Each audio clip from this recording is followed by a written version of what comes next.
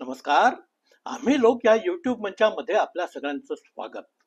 मित्रहो, दिल्ली विधानसभेच्या निवडणुकांमध्ये अखेर अरविंद केजरीवाल यांचा निर्णायक पराभव झाला आणि भारतीय जनता पार्टीचं दिल्ली ताब्यात घेण्याचं स्वप्न पूर्ण झालं.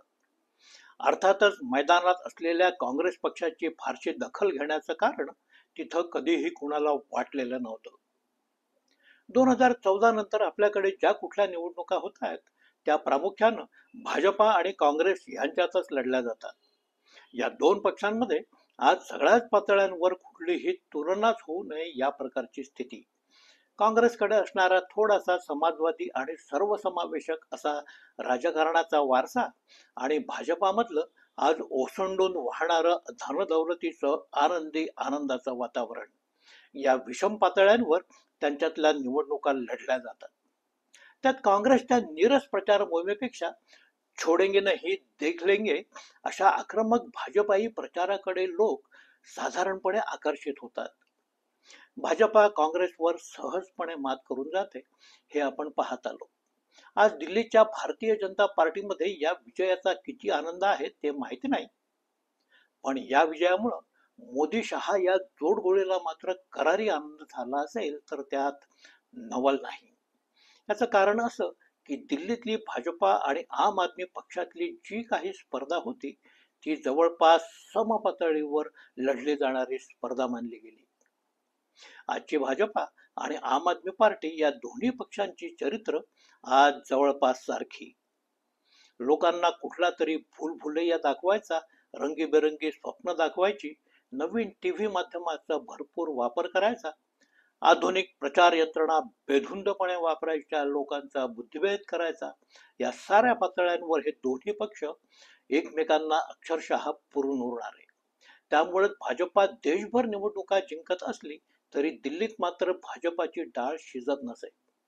अरविंद केजरीवाल यांच्या पर्सनल कल्टनं मोदी यांच्यासारख्या सूड घेऊन नेतृत्वालाही किमान 3 वेळा पराभूत केलं आणि दिल्लीवर सतत 15 वर्ष आपलं अधिराज्य गाजवलं. हे आम आदमी पार्टीचं वैशिष्ट्य. आज दिल्लीतल्या निवडणूक निकालांचं जे काही विश्लेषण तिथले व्यावसायिक पत्रकार करतायत ते जरूर करूत, पण दिल्लीच्या या निकालांमध्ये भाजपाच्या कला कौशल्यापेक्षा त्या पक्षाची धनसंपदा आणि निवडणूक आयोगाचे क्रियाकलाप हे जास्ती वरचढ ठरले असं म्हणता येईल. मित्रहो, भाजपा हा मूळ पक्ष म्हणजे एक आयडिओलॉजिकल पक्ष असा मानला गेला. राजकारण कुठेही जात असलं तरी आपलं तत्वज्ञान सोडायचं नाही असं मांडणाऱ्या या पक्षाला 1990च्या दशकात आपल्या सततच्या राजकीय पराभवांवर मात करण्यासाठी एक रामबाण सापडला. नंतर मात्र या पक्षानं कुठं मागे वळून पाहिलेलं नाही. एका बाजूनं खुलं होणारं अर्थकारण आणि दुसऱ्या बाजूनं सुरू झालेलं उन्मत्त धार्मिक राजकारण, या दोन्ही बाबी भाजपाच्या पथ्यावर पडल्या आणि त्यातूनच भाजपाचा नंतरचा विजय हा सुकर होत गेला. आज दिल्लीतली निवडणूक ही आम आदमी पार्टी आणि भाजपानं सारख्या पातळ्यांवर लढली असं जे म्हटलं जातं त्यात या दोन्ही पक्षांच्या या भांडवलदार चारित्र्याचा प्रामुख्यानं समावेश आहे. असं साधारणतः इतरत्र कुठेही घडत नाही. उत्तर प्रदेश, बिहारमध्ये भाजपाला लढावं लागतं ते समाजवादी पार्टी आणि राष्ट्रीय जनता दल या जुन्या समाजवादी पक्षांशी. इथं त्या पक्षांचं नेतृत्व हे नवीन असलं तरी मुळात ते पक्ष आपल्या जुन्या आणि रटाळ राजकारणाला धरून चालणारे पक्ष आहेत. तिथं भाजपाला चटकदार कामगिरी दाखवण्याची संधी असते.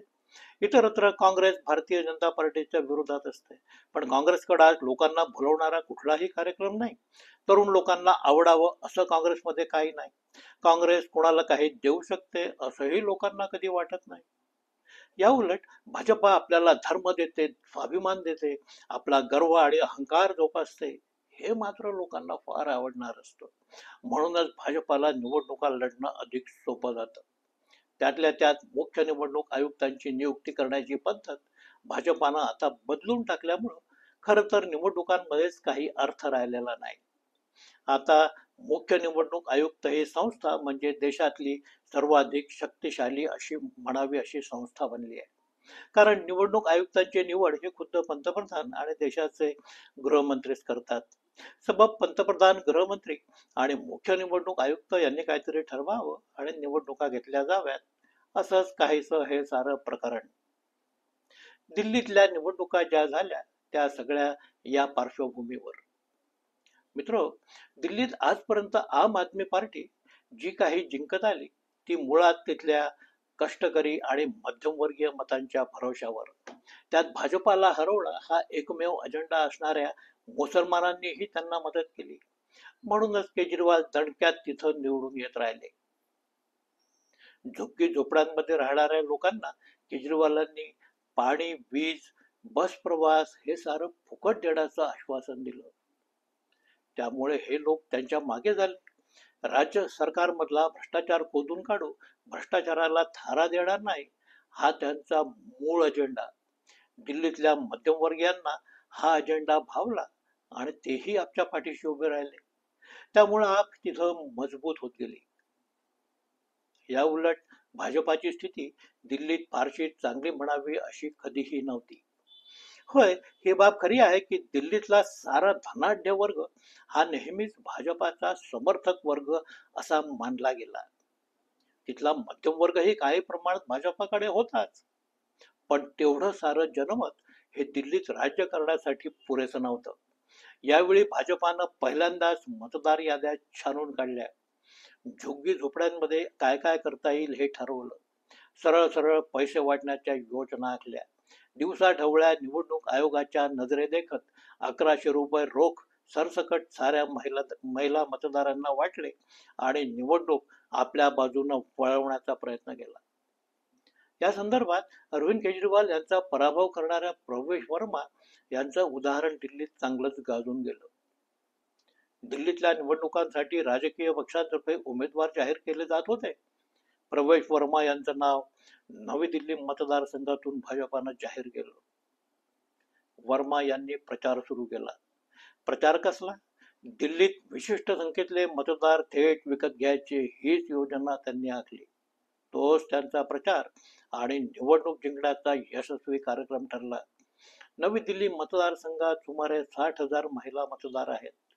त्यांनी याद्या काढल्या, ठिकठिकाणी बूथ लावले, प्रत्येक महिलेला 1100 रुपये मिळतील अशी दवंडी पिटली. अर्थातच मोठ्या प्रमाणावर महिला वर्ग तिथं लाईनींमधून उपस्थित झाला. त्यांना 1100 रुपये रोख आणि मोदी, शहा, जे पी नड्डा यांचे फोटो असलेलं एक पाकिट बहाल करण्यात आलं. साऱ्यांचे मोबाईल नंबर टिपून घेतले गेले. मतदान भाजपाला करायचं हे पण ठासून सांगण्यात आलं. अर्थातच हे केलं गेलं ते मतांसाठी. प्रत्यक्षात या सगळ्या गरीब महिला आहेत, त्यांचं सक्षमीकरण व्हावं या उद्देशानं ही मदत एका एनजीओने केली असं तिथं सांगितलं गेलं. हाकेच्या अंतरावर असणाऱ्या निवडणूक आयोगानं महिलांचं हे खुल्लं आर्थिक सक्षमीकरण कायदेशीर असल्याचं जणू मान्य केलं. प्रवेश वर्मा यांनी 6 कोटी खर्च केले आणि ते निवडून आले. आता हे उदाहरण म्हणजे या पुढच्या साऱ्या निवडणुकांसाठी एक मॉडेल यशस्वी उदाहरण ठरावं. कुणीही करोडपती पुढे येतील, निवडणुकीच्या 1 महिना अगोदर ठिकठिकाणी बूथ लावतील, पैसे वाटतील आणि निवडून येतील. भाजपाच्या निर्धन कार्यकर्त्यांना पैशाची पाकिटं वाटण्याचं एकुलतं एक काम करावं लागेल अशी ही सारी स्थिती. दुसऱ्या भाषेत सांगायचं तर भाजपानं निवडणुका जिंकण्याचं एक नवीन तंत्र भारतीय लोकशाहीला आता दिलंय. हे रोख रकमा वाटण्याचं तंत्र दिल्लीच्या निवडणुकीची ही एक मोठीच उपलब्धी म्हणावी लागेल. होय, या निवडणुकांमध्ये काही चांगलं झालं असेल तर ते म्हणजे अरविंद केजरीवाल यांचा पराभव. केजरीवाल हे देखील भाजपाच्याच व्यापारी राजकारणाची एक छोटी आवृत्ती. संघ आणि भाजपानंच त्यांना दिल्लीत शीला दीक्षित यांच्या विरोधात उभं केलं. अण्णा हजारे यांचं उपोषण सुरू असताना तिथं हजारोंच्या संख्येनं उपस्थित झालेल्या व्यापारी आंदोलकांना संघाच्या स्वयंसेवकांनी पुरी भाजी करून खाऊ घातली. केजरीवाल हे आपल्या उपकारांची जाणीव ठेवतील असं कदाचित भाजपाला तेव्हा वाटलं असेल. पण केजरीवाल हे भोळसट भाजपावाले नव्हते, तर मोदी, शहा यांच्या व्यापारी राजकारणाला पुरून उरणारे नवीन पिढीचे राजकारणी ठरले. पुढे त्यांनी भाजपाला मुळीच जुमानलं नाही. भाजपाच्याच मध्यमवर्गीय आणि व्यापारी समुदायाच्या मतपेढ्या त्यांनी पळवल्या आणि आपलं राजकारण पुढे दामटलं. आता मात्र दिल्ली साफ स्वच्छ झाली आहे. आप नावाची एक नवीन राजकीय शक्ती संपुष्टात आलेली आहे. एक राज्य हाती घ्यायचं, तिथला पैसा इतर राज्यातल्या निवडणुकांमध्ये वापरायचा आणि आपली राजकीय दहशत सर्वदूर निर्माण करायची. हे खरं तर जुनं अस्सल गुजरात मॉडेल. आता खऱ्या गुजरात मॉडेलनं हे मिनी करप्ट गुजरात मॉडेल संपुष्टात आणलंय. भाजपा विरोधातली दिल्लीतली एक राजकीय शक्ती आज नाहीशी झाली आहे. हा व्हॅक्यूम काँग्रेस पक्ष भरून काढेल का, असा प्रश्न आज उपस्थित होईल. पण काँग्रेस त्या स्थितीत येईल किंवा नाही हे पाहण्यासाठी अजून तब्बल 5 वर्षांचा अवधी आहे. आज तरी मोठ्या भाजपानं निर्माण केलेली एक मिनी भाजपा दिल्लीत हरली, मोठ्या माशांना लहान मासा गेला, एवढाच दिल्लीच्या निवडणुकांचा अन्वयार्थ आहे. मित्र, हा व्हिडिओ कसा वाटला ते आवर्जून सांगा. लाईक करा, शेअर करा, सबस्क्राईब करा ही विनंती. नमस्कार.